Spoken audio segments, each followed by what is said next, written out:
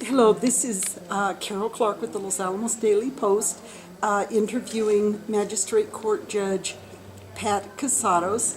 Judge, thank you for coming on. Oh, thank you very much. And they just stopped the 7 o'clock voting, so as they're tallying up the votes, of course, you're running uncontested on the Democratic ticket. Yes, ma'am. And this is your fourth? Yes, ma'am. Yes, ma'am. Your fourth term that you're running for, so. Yes. I've been 11 and a half years on the bench. And how has it changed in that time? The education that judges are getting has changed.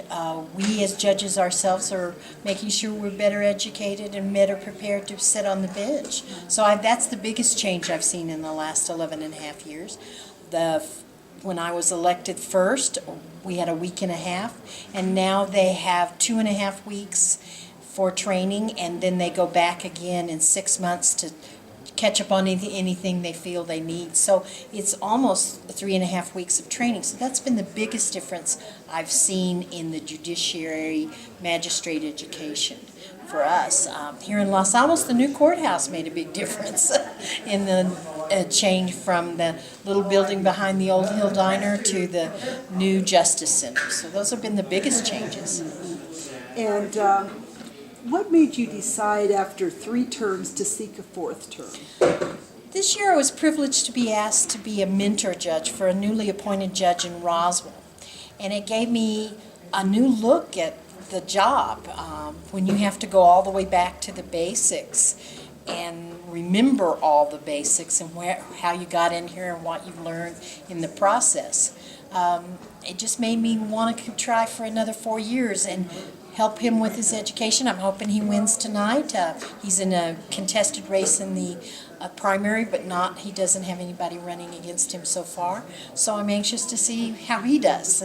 And I've heard good things about him sitting on the bench, and it just gave me a new viewpoint. So I'm enjoying that. Well, great. Well, we should get the results from the election. And as we said, yours is uncontested, so you'll go on absolutely to the Yes. general.